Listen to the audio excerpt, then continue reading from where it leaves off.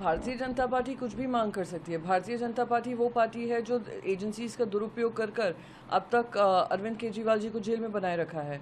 अब तक ईडी से उनको बेल मिल चुकी है, सीबीआई का बेल अभी बाकी है। जिस तरीके से रातों रात उनको अरेस्ट कर लिया ईडी से, जैसे ही उनको बेल मिली वैसे ही रातों रात सीबीआई ने आकर उनको अरेस्ट किया है।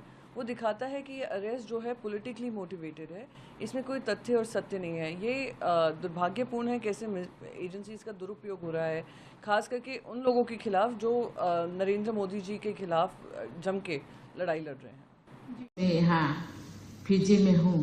इस खूबसूरत देश के लोगों की गर्मजोशी और स्नेह से मैं बहुत प्रभावित हूँ। हालांकि ये फिजी की मेरी पहली यात्रा है। हर जगह आपकी उपस्थिति के कारण मुझे ऐसा लगता है जैसे मैं घर पर ही हूँ। मेरे साथ हमारे राज्य मंत्री श्री जॉर्ज कुरियन जी, साथ ही लोकसभा के 2 सांसद श्री सौमित्री खान और श्री जुगल किशोर जी भी आए हैं और मुझे यकीन है कि वे भी ऐसा ही महसूस कर रहे होंगे। मैं पैसिफिक क्षेत्र में अपने भाइयों और बहनों से मिलने का अवसर देने के लिए फिजी के राष्ट्रपति जी और फिजी सरकार को मैं बहुत बहुत धन्यवाद देती हूँ। आज मेरे फिजी के राष्ट्रपति जी एवं प्रधानमंत्री जी के साथ सकारात्मक चर्चा हुआ। Companion of order of Fiji से सम्मानित करने के लिए मैं फिजी सरकार को धन्यवाद देती हूँ। ये सम्मान भारत और फिजी की गहरी दोस्ती को प्रतीक है। जब भी विदेश यात्रा करती हूँ तो भारतीय समुदाय के सदस्यों और प्रवासी भारतीयों से मिलना हमेशा एक विशेष एहसास होता है। फिजी एक ऐसा देश है जिसके साथ हमेशा 145 साल पुराना एक विशेष और स्थायी बंधन है। इसलिए यहाँ आप सबसे मिलना एक अत्यंत आनंददायक अनुभव है। मेरे भाइयों और बहनों, भारत के राष्ट्रपति के रूप में दुनिया भर में हमारे प्रवासी भारतीयों द्वारा लाए गए सकारात्मक बदलाव को देखना मेरे लिए बहुत गर्व की बात है। मैं बहुत खुश हूँ। 145 साल पहले आप आए हैं, फिर भी आपके संस्कृति, आपके भाषा, आपके परंपरा, आपका जीवन शैली को आप भूले नहीं। इसीलिए आपको मैं बहुत बहुत धन्यवाद देती हूँ। सीमा पर भी गश्त बढ़ा दिया गया है बीएसएफ के जवान। मतलब बढ़ाना ही चाहिए। देश की जहाँ भी सीमाएं हैं वहाँ पे सुरक्षा तो बढ़ानी चाहिए। बाकी स्थिति की चर्चा अंदर देखते हैं कि सरकार ने बुलाई है ऑल पार्टी मीटिंग, तो उसमें देखते हैं क्या क्या चर्चाएं होती है। बाहर आके आप सबको बताएंगे। फिर आप लोगों को क्या चिंता लग रही है? मतलब क्या होता है इस स्थिति में? मतलब आप लोगों को चिंता लग रही है या सब कुछ ठीक हो जाएगा? नहीं, क्योंकि पड़ोसी देश है हमारा और चिंता स्वाभाविक है। भारत के लोगों को और सरकार को चिंता करनी चाहिए। मैं वही कह रही हूँ ना कि अभी बैठक में जाते हैं, फिर देखते हैं सरकार। खबरें आ रही हैं कि 3% जीएसटी जो कि हेल्थ सेक्टर में जो जी जी उसको लेकर के प्रोटेस्ट किया है, क्या करना है आपको? देखिए, मोदी सरकार बिना सोच समझ के कुछ भी एक तानाशाही ये के तहत कुछ भी लागू कर देती है। नोटबंदी कर दिया, जीएसटी लागू कर दिया। अब हेल्थ सेक्टर में अगर इस तरह से 18% जीएसटी होगा तो लोग जो मिडिल क्लास खास तौर पर बहुत ज़्यादा इससे प्रभावित हो रहा है, क्योंकि वो मेडिकल इंश्योरेंस करने से भी अब डर रही है। लेकिन वो लोग सबसे पहले मेडिकल इंश्योरेंस ही करते थे पहले, लेकिन 80% देख के उनको लग रहा है कि किसी और तरफ हम लोग अपने पैसे को सुरक्षित रखें। तो ये देश के साथ बहुत बड़ा अन्याय है, इसे अविलंब खत्म करना चाहिए। इसीलिए आज संपूर्ण विपक्ष ने, इंडिया गठबंधन ने यहाँ पर प्रोटेस्ट दिखाया और ये लड़ाई तब तक जारी रहेगी जब तक कि हेल्थ सेक्टर में जीएसटी 18% से कम ना किया जाए। मैम, जिस तरह से हिंदुस्तान में लोग जीवन बीमा कराते हैं या मेडिक्लेम का भी इतना अब यह है कि मेडिक्लेम भी लोग लेते हैं, तो आपको क्या लगता है कितने हद तक लोग प्रभावित होंगे? अब लोग लेना ही बंद कर देंगे। जब इतना जीएसटी देना होगा तो लोग देंगे करेंगे क्यों? जैसे लोग गोल्ड खरीद के छुपा के रख देते हैं कि चलो कभी इमरजेंसी में काम आएगा, अब इस तरह की चीज़ों में लोग इन्वेस्ट करेंगे, जमीन खरीद के रख देंगे, लेकिन वो तत्काल नहीं ना मिलता है। ये है कि आप कभी भी बीमार पड़े तो तुरंत आपको ये गारंटी रहती थी कि मेडिक्लेम वगैरह से आपको तुरंत मिल जाएगा। अब तो बहुत मुसीबत में पड़ जाएगी देश की जनता। आप सिर्फ अपर क्लास को देख रहे हैं, आप इंडस्ट्रियलिस्ट को देख के सारे पॉलिसीज बना रहे हैं, ये बहुत ही गलत है। क्योंकि ये जो जनता के टैक्स के पैसे और ये सब है, इसको लेके आप चंद पूंजीपतियों को और अमीर बना रहे हैं। ये टैक्स के पैसे उनके खाते में जा रहे हैं, वो पैसे लेकर दूसरे राज्यों में, दूसरे देशों में पलायन कर रहे हैं, उनसे आप वसूली नहीं करते और छोटे छोटे लोगों को जो पेट काट काट के अपने भविष्य के लिए प्लान करते हैं। आप देखिए ना, जो पैसे बैंकों में जमा थे उसके कितने % चले गए बाहर विदेशों में, बड़े पूंजीपति लोन लेके चले गए। अब उसका असर तो उन पर पड़ रहा है ना, जो लोग अपना भविष्य देखकर पैसे उन्होंने बैंक में रखा था, अब उसका इंटरेस्ट इतना कम हो गया है कि वो अपना दवा तक नहीं खरीद पा रहे हैं। तो ये सोचना चाहिए, ये सरकार ज्यादा दिन चलेगी नहीं, क्योंकि जनता त्रस्त आ चुकी है। कुछ गम ऐसे होते हैं जिनकी भरपाई समय भी पूरी नहीं कर सकता। ये ऐसी क्षति है। आदरणीय प्रधानमंत्री श्री नरेंद्र मोदी जी के आह्वान पर भारत में एक बहुत ही खूबसूरत मुहिम शुरू हुई है, एक पेड़ मां के नाम। आज हमारे यशस्वी प्रदेश अध्यक्ष श्री वीरेंद्र सचदेवा जी, जो हमारे भाजपा परिवार के मुखिया भी हैं, इनके सानिध्य में यहाँ वीर सावरकर पार्क में आकर हम सबने मां की स्मृति को जीवंत करते हुए 21 पेड़ लगाए हैं। यहाँ उपस्थित प्रत्येक भाजपा कार्यकर्ता की उपस्थिति में, उनके आंखों में, उनके आशीर्वाद में मुझे श्रीमती सुषमा स्वराज का वात्सल्य जीवंत मिलता है। इसलिए मैं उन सब के चरणों में कोटि कोटि वंदन करती हूँ। धन्यवाद।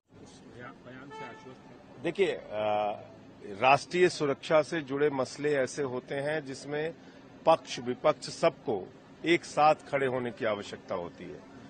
विदेश मंत्री जी ने अपना बयान जो सदन में रखा, उस पर हम लोगों ने कोई क्वेरी नहीं की, ये मानते हुए कि देश की सरकार और विदेश मंत्री जो हालात के बारे में बता रहे हैं वो एक सही जानकारी दे रहे होंगे। दूसरा जो सबसे बड़ा सवाल हमने अपनी पार्टी की ओर से पूछा, मीडिया के माध्यम से इस सरकार से मैं पूछना चाहता हूं, आज आपने सर्वदलीय बैठक बुलाई, राष्ट्रीय सुरक्षा के मसले पे बुलाई, बांग्लादेश की परिस्थितियों पे बुलाई, उसमें आपने आम आदमी पार्टी जो एक राष्ट्रीय दल है उसको आपने नहीं बुलाया। 3 सांसद हमारे लोकसभा में हैं, 10 सांसद राज्यसभा में हैं, आपने हमको नहीं बुलाया। ये क्या प्रधानमंत्री जी के पसंद और नापसंद पे तय होगा कि कौन राष्ट्रीय सुरक्षा के मसले पर होने वाली बैठकों में आएगा, कौन नहीं आएगा? या क्या सरकार के मंशा पर तय होगा, जिसको वो पसंद करते हैं, नहीं पसंद करते हैं, कि वो आएगा ऐसे मसलों पर या नहीं आएगा? तो ये सवाल है। मैं समझता हूं इसमें राजनीति नहीं होनी चाहिए। हम भी वहां पर जाते तो कुछ सार्थक सुझाव देते सरकार को, लेकिन ये ठीक नहीं किया। ये गलत परंपरा की शुरुआत आज भाजपा की सरकार ने, एनडीए की सरकार ने की है। कभी ऐसा नहीं हुआ। पहले भी मणिपुर के सवाल पे या अफगानिस्तान के सवाल पे या जब भी कोई ऐसे बड़े मसले रहे हैं तो जो भी बैठक बुलाई गई उसमें आम आदमी पार्टी को बुलाया गया। पहली बार ऐसा हुआ। तो क्या अब इस नीति में भी कोई सरकार बदलाव लेके आ रही है कि भाई जिस पार्टी को हम पसंद नहीं करेंगे उसको नहीं बुलाएंगे? बांग्लादेश के बदलाव भारत को चिंतित करने वाले हैं। यद्यपि भारत की लोकतांत्रिक व्यवस्था काफी समृद्ध है, लेकिन उनके विरुद्ध जिस तरह से विद्रोह हुआ है और जिन ताकतों के हाथ में सत्ता आई है, वो खतरनाक लोग हैं। सर, इस पे ऑपोजिशन द्वारा भी काफी सवाल उठाए जा रहे हैं, उस पे आप क्या कहेंगे? विपक्ष के सवाल बेमतलब बेनतीजा हैं। भारत की जो समृद्ध लोकतांत्रिक व्यवस्था है वो पाकिस्तान, बांग्लादेश, म्यांमार, अफगानिस्तान इनसे भिन्न है। Today, like Honorable MP Rajya Sabha has asked a question in Rajya Sabha in the Parliament regarding privatization of Biju Patnaik Airport in Odisha in Bhubaneswar. It's very unfortunate that the central government has answered that they are planning to privatize Biju Patnaik Airport. Biju Babu, the name itself signifies a lot for the people of Odisha. We take pride in his name. it has got historical and cultural importance to the state. That is one. Secondly, privatization of earlier airports that has been done. We have seen that the monopoly goes into the company which takes over the airport. There are a lot of electronic gadgets, equipments in the airport. The cost of these equipments drastically come down when they evaluate the cost of the airport, which is a loss to the government exchequer. Thirdly, because of the monopoly, scheduled operations most of the time is regulated well, but the low-cost airline, that will be definitely affected. The charges that will be put in by the private companies will be much higher than Airport Authority of India. Non-scheduled operations will be drastically hampered.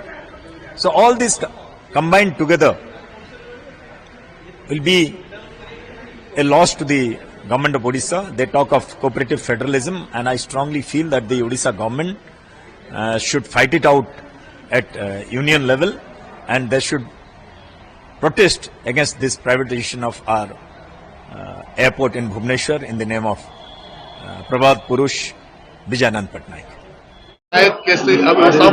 देखिए, ये चूंकि 5291 वाला विशेष जन्मोत्सव का कार्यक्रम भगवान श्री कृष्ण जी का है। चूंकि भगवान श्री कृष्ण के बारे में, उनके प्रकटोत्सव के बारे में, उनके अवतार के बारे में और गीता का संदेश जो पूरे देश और विश्व कल्याण के देने का उन्होंने काम किया है, उनका विशेष महत्व है। इस बार के जन्मोत्सव को भव्यता, दिव्यता, अलौकिकता देने के लिए हम लोग बड़े पैमाने पर इस कार्यक्रम को बनाने का काम करने की योजना बना रहे हैं और उसी को किस तरीके से भव्य, दिव्य, अलौकिक बना सकें, एक बड़ा स्वरूप दे सकें, इसी के विषय में आज चर्चा करने के लिए मैं आया हूं। तो यहाँ जिला प्रशासन, माननीय जनप्रतिनिधिगण, हमारा ब्रज तीर्थ विकास परिषद और यहाँ के सभी संत महात्माओं के साथ बैठ के चर्चा हुई है। तमाम उनके महत्वपूर्ण और सकारात्मक और रचनात्मक इस कार्यक्रम को करने के लिए आए हैं। उन सबको सम्मिलित करते हुए हमने ब्रज तीर्थ विकास परिषद को निर्देशित किया है, अधिकारियों को, कि वो एक योजनाबद्ध तरीके से उसके कार्यक्रम की रूपरेखा बनाएंगे। जितने भी अतिरिक्त धन की जरूरत होगी, वैसे तो सामान्य तौर पर जितना किस कार्यक्रम में आता है वो यहाँ उपलब्ध है, अतिरिक्त धन की जितनी जरूरत होगी ब्रज तीर्थ विकास परिषद शासन को भेज देगा। हमारा पर्यटन विभाग उतनी धनराशि की स्वीकृति देने का काम करेगा। लेकिन इस बार का कार्यक्रम अनूठा होगा, भव्य होगा, दिव्य होगा, अलौकिक होगा।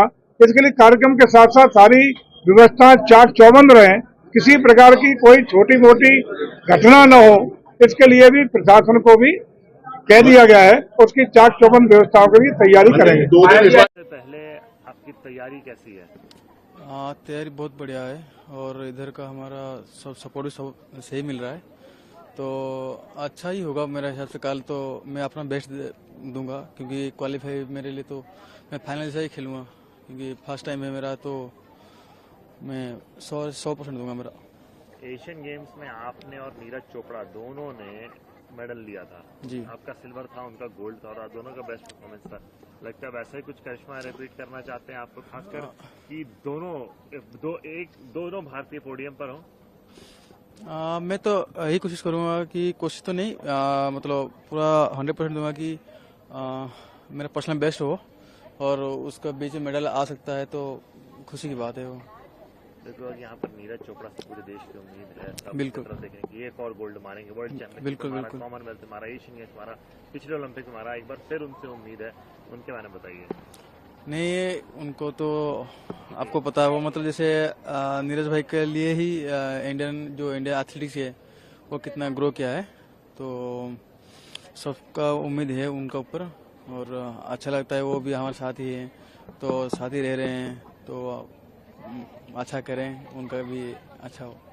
उनके लोग थोड़ा चिंता कर रहे थे कि उनकी इंजरी, क्या आप कितना जानते हैं आपके हिसाब से उनकी इंजरी अब रिकवर हो चुकी है? थोड़ी बहुत इंजरी थी? नहीं, मैं तो इतना नहीं जानता हूँ, लेकिन ऐसा अभी कुछ है नहीं, तो ठीक है जितना मैं जानता हूँ, बाकी इतना पर्सनली बात कुछ हुआ नहीं। The rescue and search operations for the dead bodies are getting into the last phase now. The land area is almost now covered, except the slushy regions where we have more mud, around 50 to 100 meters of mud. those areas only we can venture if it becomes dry. So today we are concentrating on the village office area, where yesterday we got some bodies, and we will be more concentrated on that area and the land part today. Now what we have decided is that last 7 days parallelly the Malappuram police, the local volunteers, the SOG and NDR has been searching this riverside also. But what we found was that some of the areas are inaccessible, and some of the twice the local rescue workers got stranded, and we had to move in and rescue them. So what we have decided just today, we are trying to, yesterday we got a body from the Shandamara site. So what we are doing is that we are going to do the 6 kilometer stretch from the waterfalls to the downstream 6 area where bodies were found in inaccessible areas. So we have selected 12 persons, 2 are forest guides, 4 are from the Special Operations Group of Kerala, the commandos of Kerala Police, 6 are the Army commandos. So we have divided 2 sorties, with police, forest and the Army commandos. And the sorties will go to those areas. We will airdrop the commandos on those locations. They will go down, they will search for the bodies. If any body is found, then we will try to lift and shift through helicopters. Situation which is panning out in Bangladesh, because Sheikh Hasina took off from Bangladesh. She landed in Delhi, in India. Your take on this whole issue? Well, look, as far as India is concerned, I think the first and most important signal we need to send to the people of Bangladesh is that we stand with them. That there is no other vested interests that India has. We have interests, obviously, in a peaceful, prosperous Bangladesh, but we are with the people. We stand for their right to determine their own political destiny and their own representatives. Having said that, we obviously have to be very much on alert. There are some disturbing reports coming, as you know, of attacks on Hindu homes, temples, and individuals. One might hope this will calm down, especially because every sort of popular uprising is followed by some degree of anarchy. We all saw the pictures of looting, etc. yesterday. It may calm down and stabilize in a couple of days, in which case we don't have to worry. If it doesn't, then of course there is a risk even of refugees fleeing to our country, and that would be a matter of grave concern. Third, obviously, I'm sure that our High Commissioner and our staff there are safe and they're monitoring the situation closely, and I hope they're in touch with the new authorities as they emerge. We still don't know who is going to be in the interim government. Various names are being floated, but I think that's going to be an important contact. There are some understandable concerns in India about the increasing influence of the Jamaat-e-Islami, which has taken a very hostile attitude to India in the past, and possible meddling by China and Pakistan, which have always seen Bangladesh as a potential soft underbelly of India that they could fish in troubled waters in. And so therefore, again, we have to be alert, we have to do our own thing. But I believe it would be a mistake to take a hostile attitude to this change, even though we were strong supporters of the previous government, because it is not our business. And I don't think the Indian government will do that. And the Indian government will accept whatever new reality emerges, that's my impression, and that they would actually work seriously with the new authorities, because peace and progress in Bangladesh is not only in the interests of the Bangladeshi people, it's also in our interests. We don't want an unstable or an unfriendly. सभी राजनीतिक दलों से बातचीत करें, किस तरह से आप लोग देख रहे हैं, क्योंकि पश्चिम बंगाल का बहुत बड़ा बॉर्डर एरिया बांग्लादेश से लगता है। देखिए, बांग्लादेश में जो हो रहा है, ये सरकार चेंज आने के बाद जो अभी स्थिति है, वहाँ जितने माइनॉरिटी वाला है अभी बचा हुआ, उनका ऊपर प्लान माफिक अटैक हो रहा है, उनका प्रॉपर्टी लूट हो रहा है, उनका घर का फीमेल का ऊपर अत्याचार हो रहा है। ये सारी जो प्रशासन है, अभी जो जमात का प्रशासन और मिलिट्री भी जो है, उनका सपोर्ट ज़्यादा है। इसलिए ये भविष्य में हिंदुस्तान का खतरा बन जाएगा। हमारा देश जो था, एक हमारा देश का अंग था, अभी हमारा खिलाफ जा रहा है। इसलिए उस देश का जो माइनॉरिटी को, अर्थात हिंदू, सिख, ईसाई को लिए नागरिकत्व देने के लिए मोदी जी, हमारा गृह मंत्री शिकार कर लिया है, तो इसको बचाना भी जिम्मेदारी उनका ही है। तो इसलिए मैं कहूं, जो करना चाहिए जल्दी करना, ये काम मोदी जी कर सकते और कोई देश उनका नहीं बचा सकते। इसलिए मोदी जी को जल्दी कदम उठाना चाहिए, ये मेरा तरफ से मांग है। मैं एक बंगाली हिंदू समाज के आदमी होकर ये बोल रहा हूँ। आज स्वर्गीय सुषमा स्वराज जी की पुण्यतिथि पर हम सब कार्यकर्ता यहाँ एकत्रित हुए हैं। जहाँ हमने उनको श्रद्धा सुमन अर्पित किए हैं, वहीं 21 पेड़ भी लगाए हैं। जैसा माननीय प्रधानमंत्री जी ने कहा है कि एक पेड़ माँ के नाम, तो वो हमारे लिए माँ स्वरूपा ही थी। इसलिए हमारी सांसद बांसुरी स्वराज और हम सब ने मिलकर उनकी स्मृति में 21 पेड़ यहाँ लगाए हैं। और बार बार हम ये बात कहते रहे हैं कि सुषमा जी के विचार और जिस तरह का उनका व्यक्तित्व था, आज हम सब कार्यकर्ताओं के बीच में वो शारीरिक रूप से नहीं है, लेकिन आज भी हम लोग उनसे सीखते हैं। आज भी विषय की गहनता पे किस तरह से प्रवाह के साथ बोला जाता है, किस तरह से अपनी बात को रखना है, इससे बढ़िया उदाहरण भारतीय संसद में सुषमा जी से बढ़िया मिलने को आज नहीं मिलता है। तो आज उनकी पुण्यतिथि पर हम उन्हें नमन भी कर रहे हैं, श्रद्धा सुमन अर्पित कर रहे हैं और साथ ही साथ अपने कार्यकर्ताओं को ये संदेश भी दे रहे हैं कि जिस तरह से उन्होंने अपना पूरा जीवन समाज के लिए अर्पित किया है, ऐसे सभी कार्यकर्ता भी अपना जीवन समाज के लिए लगाएं। मैंने पहले भी कहा था और दोबारा दोहरा रहा हूं, मुझे पूरी उम्मीद है कि हमारे प्राइम मिनिस्टर, हमारे एमईए जयशंकर जी पूरे घटनाक्रम पर बीते कई हफ्तों से जो चल रहा था उस पर नजर बनाए रखे होंगे।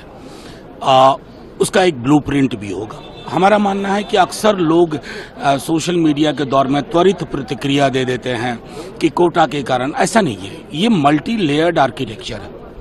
मैं ये बात पूरे इसके साथ कहता हूँ, बहुत सारी चीजें थी। एक एक्सट्रीम फिलॉसफी थी, कोटा पे कोर्ट का जजमेंट था। 2, तीसरा एक महत्वपूर्ण पहलू ये भी है कि एक डेमोक्रेसी के लिए जो एस्पिरेशन थे वो एड्रेस नहीं हुआ था। बीता चुनाव आप याद करिए। तो अगर इस पूरे आर्किटेक्चर को हम समझे, उसकी परिणति हुई है कि शेख हसीना को देश छोड़ना पड़ा। ऐसी छवियां भी हमने देखी थी जो कुछ वर्ष पूर्व अंदाजा नहीं कर सकते थे कि शेख मुजीबुर रहमान बंग बंधु की प्रतिमा जिस प्रकार तोड़ी जा रही थी। तो मेरा मानना है कि इस मल्टी लेयर्ड आर्किटेक्चर को समझते हुए हमारी सरकार जो भी निर्णय लेगी, हम उसके साथ हैं।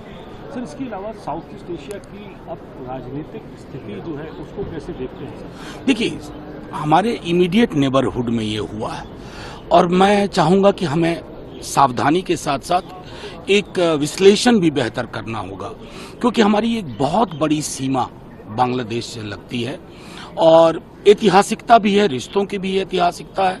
दूसरे नेबर के मुकाबले बांग्लादेश के साथ हमारे रिश्ते हमेशा कमोबेश एक बेहतर स्वरूप लेके रखा है इसने। लेकिन एक जिसको कहते हैं कि छद्म लोकतंत्र की क्या परिणति हो सकती है, उसका भी ये नतीजा है। जाहिर तौर पर मैं दोबारा कहूंगा कि हमारी सरकार जो भी निर्णय लेगी, आज ऑल पार्टी मीटिंग भी हुई है, अगर मिनिस्टर साहब दोनों जगह स्टेटमेंट देंगे तो जो हमारे मन में दुविधाएं हैं, उन दुविधाओं को भी हम उनके समक्ष रख करके उसका निराकरण करेंगे। देखिए, एक तो हाईकोर्ट ने अपनी पहल पे एक कमेटी बनाई, सरीन कमेटी, और उस सरीन कमेटी ने बहुत अच्छे रिकमेंडेशन दिए, यानी कि अस्पतालों के अंदर दवाइयाँ 2 महीने का स्टॉक उपलब्ध हो, सीपीई के अंदर 6 महीने का स्टॉक उपलब्ध हो, दवाइयाँ अस्पतालों में, मोहल्ला क्लिनिकों में उपलब्ध हों, डॉक्टरों की भर्ती अगर आप यूपीएससी से नहीं कर पा रहे तो कॉन्ट्रैक्ट पे भर्ती कर लें, और इन सिफारिशों को पूरा करने के आदेश हाईकोर्ट ने दिए।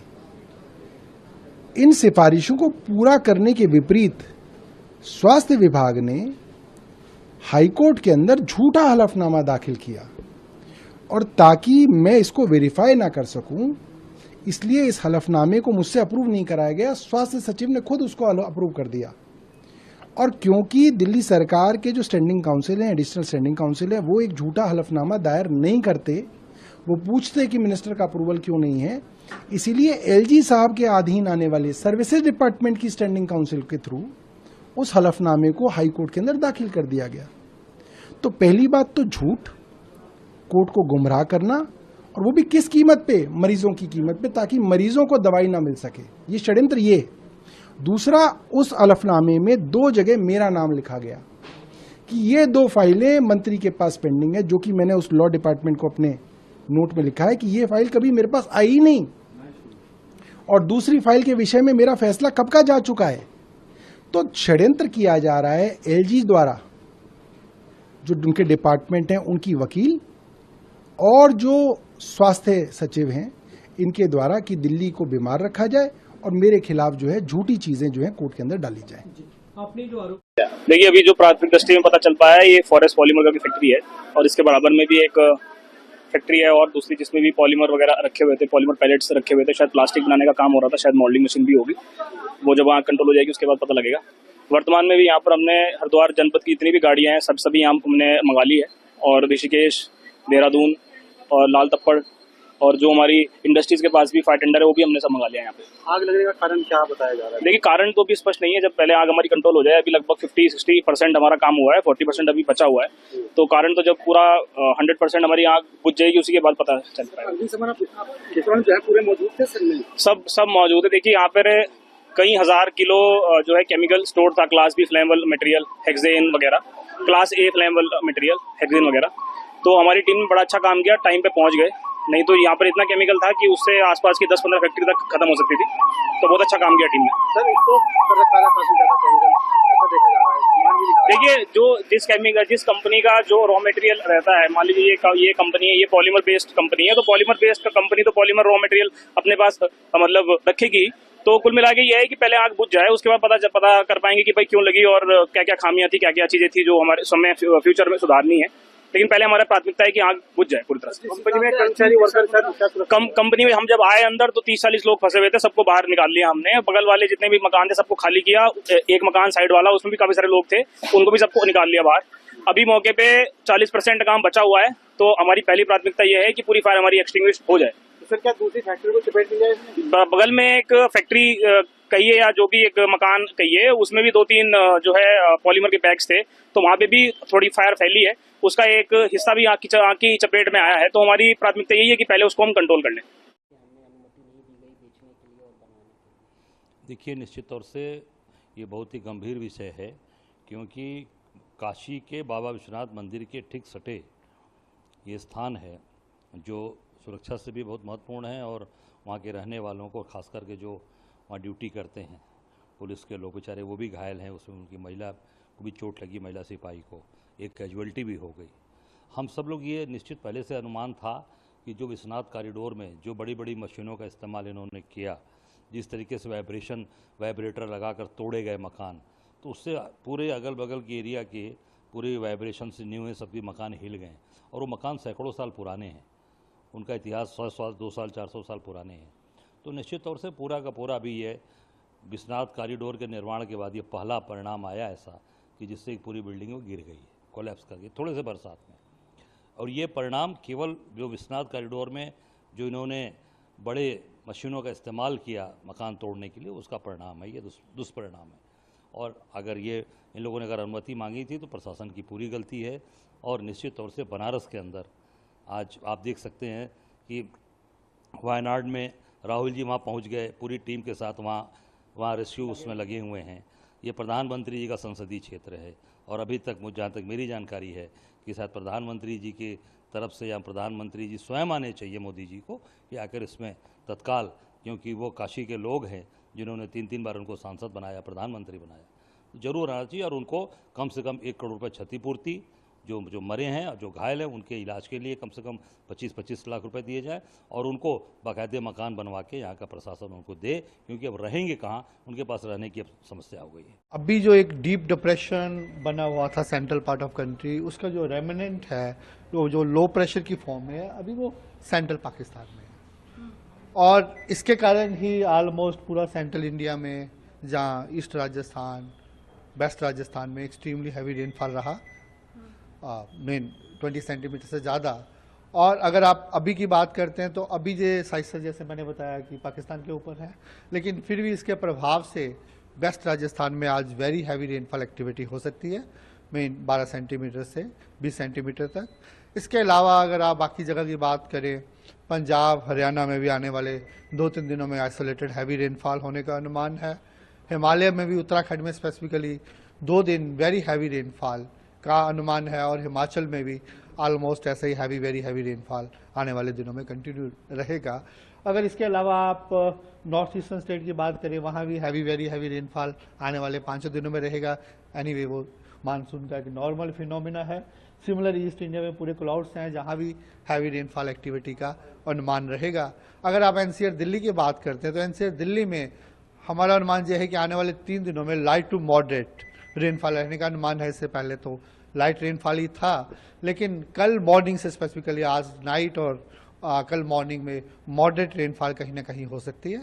तो इसलिए हमारे 3 दिनों के लिए वहाँ पे लाइट टू मॉडरेट रेनफॉल का अनुमान है। जी सर, किन किन राज्यों के लिए है ऑरेंज या रेड अलर्ट? देखिए, ऑरेंज की बात करें तो वेस्ट राजस्थान है, उसके बाद हिमालय रीजन में है, स्पेसिफिकली हिमाचल उत्तराखंड। इसके अलावा नॉर्थ ईस्टर्न स्टेट में हमारा अलर्ट्स है, ऑरेंज अलर्ट है, और ज़्यादातर बाकी हिस्सों में आपका येलो अलर्ट्स ही मैक्सिमम है। क्या रेड अलर्ट है किसी राज्य में? नहीं, रेड अलर्ट का अभी कोई है नहीं। आने वाले 4-5 दिनों में भी हम एक्सपेक्ट नहीं करें कहीं पे एक्सट्रीमली हैवी रेनफॉल हो। टेम्परेचर जो है वो भी टेम्परेचर्स में अभी देखिए मानसून में इतना सिग्निफिकेंस होता नहीं, लेकिन थोड़ा बहुत वेरिएशन रहेगा। जब रेनफॉल है तो नियर नॉर्मल रहता है, और अगर क्या नाम है जैसे ड्राई वेदर हो जाता है उस समय थोड़ा टेम्परेचर्स में बढ़ोतरी आ जाती है, अदरवाइज कोई सिग्निफिकेंट नहीं। देखिए, जो आपदा आई थी बहुत बड़ी आपदा थी, और जिससे काफ़ी बड़ा नुकसान क्षेत्र में हुआ है। लगभग 29 स्थानों पर, छोटे बड़े स्थानों को लगा दिया जाए तो 29 जगह पर सड़क मार्ग कट हुआ है और भूस्खलन की चपेट में आया है। 2 स्थानों पर पुल भी, और तमाम जो सरकारी संपत्तियां हैं उसका भी नुकसान हुआ है, कटाव बहुत हुआ है। बिजली की लाइनें क्षतिग्रस्त हुई हैं, पेयजल की लाइनें क्षतिग्रस्त हुई हैं, दूर संचार सेवाएं भी कुछ समय बाधित रही हैं। लेकिन सभी लोगों ने मिलकर, यहाँ पर आपदा प्रबंधन विभाग के लोगों ने, हमारे जिला प्रशासन के लोगों ने, एनडीआरएफ, एसडीआरएफ, अनेक संस्थाएं, हमारे सभी जनप्रतिनिधिगण, धार्मिक संगठनों के लोग, सामाजिक संगठनों के लोग, हमारे प्रधानगण, पंचायत के प्रतिनिधि, पंडा समाज के लोग, तीर्थ पुरोहित, सब ने आगे आकर इस मुश्किल समय में तेजी से इस अभियान में सभी को मदद करने का काम किया है, बचाने का काम किया है, राहत पहुंचाने का काम किया है। राज्य सरकार ने भी और केंद्र सरकार ने भी लगातार इस पर अपना ध्यान पूरी तरह से केंद्रित किया। उसका परिणाम हुआ कि रेस्क्यू अभियान लगभग पूरा हो चुका है, और अब हमारा पूरा ध्यान फिर से जो हमारा जनजीवन प्रभावित हो गया है, सड़क मार्ग पूरी तरह से भूस्खलन के चपेट में आ गया है, फिर से चले। वैकल्पिक मार्ग पर भी हम पूरी तरह से विचार कर रहे हैं कि वैकल्पिक मार्ग बनाया जाए, कुछ नए हेलीपैड बनाए जाए। मैं आदरणीय प्रधानमंत्री जी का भी धन्यवाद करता हूं, आदरणीय गृह मंत्री जी का धन्यवाद करता हूं कि उन्होंने इस मुश्किल समय में, आपदा के समय में हमारा पूरा साथ दिया। यहाँ चिनूक हेलीकॉप्टर भी आया, यहाँ पर MI भी आया, राज्य की तरफ से भी यहाँ पर पहले दिन से 4 हेलीकॉप्टरों ने काम करना शुरू किया। उसके कारण से सभी को हम निकाल पाए हैं, और अब जल्दी से जल्दी फिर से यात्रा प्रारंभ हो, इसके लिए हम सारे प्रयास कर रहे हैं। सारे विभागों के सभी अधिकारीगण यहाँ पर हैं, और मैं आज स्वयं भी हूँ। माननीय मंत्री जी यहाँ के प्रभारी हैं श्री सौरभ जी, और हमारे विधायक जी, जिले के हमारी पार्टी के लोग, सारे लोग, जिलाध्यक्ष जी समेत सभी प्रतिनिधिगण इस काम में हम सब लोग एकजुट होकर। और मैं तो सभी से कहूँगा कि ये चूँकि ऐसा समय है, सारे लोगों को आगे आकर इस आपदा के समय में केवल आपदा से फिर से हम सामान्य जीवन की तरफ जाएं, उसके लिए अपना सभी को योगदान देना चाहिए। और कल से केदारनाथ जी की जो हेली सेवा से दर्शन है वो प्रारंभ हो जाएंगे, और हम जो भी हेली सेवा से दर्शन करने वाले तीर्थयात्री होंगे, श्रद्धालु होंगे, उनको 25% हेली टिकटों में भी जो है हम छूट देंगे। उसकी प्रतिपूर्ति राज्य सरकार की तरफ से की जाएगी। गंगा की आपदा में भी उसका इस्तेमाल किया गया था, तो क्या उस ट्रैक को भी डेवलप करने की कोई पहल की जाएगी सरकार की ओर से? उस मार्ग के बारे में आज अभी हमारी बैठक में पूरी तरह से चर्चा हुई है। चौमासी से लेकर जो भैरव मंदिर तक जाता है उस मार्ग को डेवलप करने पर, और भी मैंने कहा है कि जो भी वैकल्पिक मार्ग हो सकते हैं, क्योंकि हर वर्ष हमको इस प्रकार की आपदाओं का सामना करना पड़ता है, हर वर्ष भूस्खलन का सामना करना पड़ता है, तो वैकल्पिक मार्गों पर हम पूरी तरह से जो है उस पर सारे विकल्पों पर विचार कर रहे हैं। डिजास्टर मैनेजमेंट को लेकर के किस तरह से व्यवस्था रहेंगी? क्या IRCTC से बुकिंग होगी, ऑफलाइन आप व्यवस्था रखेंगे? फ्रीक्वेंसी क्या है? देखिए हम बढ़ाएंगे उसकी हम व्यवस्था बनाएंगे कि सारे श्रद्धालु लोगों को जो है आसानी से टिकट भी मिल जाए, और जो हमने कहा है कि राज्य सरकार उसके लिए काम करेगी, तो वो काम भी हम करेंगे पूरी तरह से। कैजुअलिटी कितनी है? देखिए कैजुअलिटी का चूंकि अभी एकदम से कुछ लोग 4-5 लोगों का ऐसा मिसिंग का भी आया है, अभी उनके फोन बज रहे हैं, कुछ लोगों की जो है लोकेशन निकाली जाएगी, उसके बाद ही सर सिलक्यारा में हमने आपको कैंप करते हुए देखा, वहाँ रहते हुए देखा है, और यात्रा का मतलब 20 लाख से अधिक लोगों की रोजी रोटी का सवाल है। क्या सोनप्रयाग में भी अधिकारी कैंप करके रहेंगे जब तक रास्ता सीट न हो? नहीं, सारे अधिकारी कैंप कर रहे हैं, ऑलरेडी कैंप कर रहे हैं, और मैं इसीलिए आया हूँ यहाँ पर। और हम लोग लगातार जब तक सामान्य स्थिति नहीं हो जाती, लगातार इसी प्रकार से हम लोग समीक्षा भी करेंगे, और जहाँ पर काम चलेगा वहाँ काम भी देखेंगे। सर डिजास्टर मैनेजमेंट को लेकर के सरकार किस तरह से ठोस कदम उठाने वाली है? नहीं, डिजास्टर मैनेजमेंट को लेकर हम लोग पहले से ही हमारी पूरी डिजास्टर मैनेजमेंट की टीम देहरादून से भी जो है पूरी आपदा की हर होने वाली जो स्थिति है उस पर नज़र रखती है, और उसके बाद आपदा का असर कम हो उसके लिए हमारा पूरा प्रयास रहता है कि सभी का समन्वय हो, सभी लोगों को समय पर सूचना मिले, उसका एक प्रॉपर मैनेजमेंट बनाया गया है। और मैं समझता हूँ आप सब लोग देहरादून से आए हैं तो सभी लोग जानते हैं, समय समय पर हम वहाँ जाकर स्वयं सब चीज़ों का निरीक्षण करते हैं। सर यात्रा प्रारूप से चले, फिर से आपकी एक अपील? हाँ, जल्दी से जल्दी, और सब लोगों से हमारी अपील है कि जल्दी से जल्दी बाबा के दर्शन होंगे और जल्दी से जल्दी यात्रा सुचारू होगी, बाबा कृपा करेंगे। सर देखिए, जो डिप्रेशन सिस्टम पूर्वी राजस्थान के ऊपर बना हुआ था, फिलहाल यह कमज़ोर होकर लो प्रेशर सिस्टम के रूप में परिवर्तित हो गया है, और आज ये पश्चिमी राजस्थान और आसपास के पाकिस्तान क्षेत्र के ऊपर पहुंच गया है। इस सिस्टम के असर से पिछले 24 घंटों में जोधपुर संभाग और आसपास के इलाकों में भारी से अत्यंत भारी बारिश भी रिपोर्ट हुई है। सबसे ज़्यादा बारिश यदि देखें तो मोहनगढ़ जैसलमेर में 260 mm extremely heavy rainfall report हुई है। इसके अलावा पाली में 257 mm और जोधपुर के देचू में भी 246 mm यानी अत्यंत भारी बारिश जो है वो रिपोर्ट हुई है। अब ये सिस्टम चूंकि धीरे धीरे कमज़ोर हो रहा है, लेकिन अभी भी पश्चिमी राजस्थान के जो जोधपुर बीकानेर संभाग के कुछ इलाकों में इसके प्रभाव से बादल छाए रहने और रुक रुक कर हल्के से मध्यम दर्जे की बारिश की कुछ स्पेल्स अभी भी दर्ज किए जा सकते हैं, यानी कहीं कहीं भारी बारिश रिपोर्ट हो सकती है। हालांकि जो अत्यंत भारी बारिश का जो संभावनाएं हैं या जो दौर जो अब तक रिपोर्ट हो रहे थे उसमें आज से ही कमी आएगी। इसके बाद आप देखेंगे कि 7 अगस्त से जो है वो मानसून ट्रफ लाइन एक बार फिर राजस्थान के उत्तरी भागों की तरफ शिफ्ट होगा। तो अब जो है वो आने वाले दिनों में खासकर राजस्थान के जो उत्तरी भाग हैं वहाँ पे बारिश की गतिविधियों में बढ़ोतरी होगी। पूर्वी राजस्थान के भरतपुर संभाग, इसके अलावा जयपुर संभाग, शेखावटी क्षेत्र के इलाके और बीकानेर संभाग के जो इलाके जिनमें अभी तक विशेष बारिश इस सिस्टम से नहीं हुई है, तो 7-8 अगस्त से उत्तरी और पूर्वी राजस्थान के कुछ इलाकों में मेघ गर्जन के साथ बारिश की संभावना बन रही है। ऐसे में कहीं कहीं मध्यम से तेज बारिश और 1-2 स्थानों पर भारी बारिश की भी संभावना पूर्वी राजस्थान में अभी भी बनी रहेगी। तो कुल मिलाकर पूर्वी राजस्थान में अभी भी अगले 5-7 दिन मानसून सक्रिय रहेगा। ज़्यादातर इलाकों में हल्के से मध्यम बारिश और कहीं कहीं तेज बारिश हो सकती है। वहीं पश्चिमी राजस्थान के जोधपुर संभाग में अगले 24 घंटे मध्यम से तेज बारिश का दौर जारी, लेकिन 7-8 अगस्त से बीकानेर संभाग की तरफ बारिश की गतिविधियां जो है वो दर्ज। वेस्ट बंगाल सीएम ने कहा कि झारखंड से पानी आता है और वेस्ट बंगाल में बाढ़ जा रही है।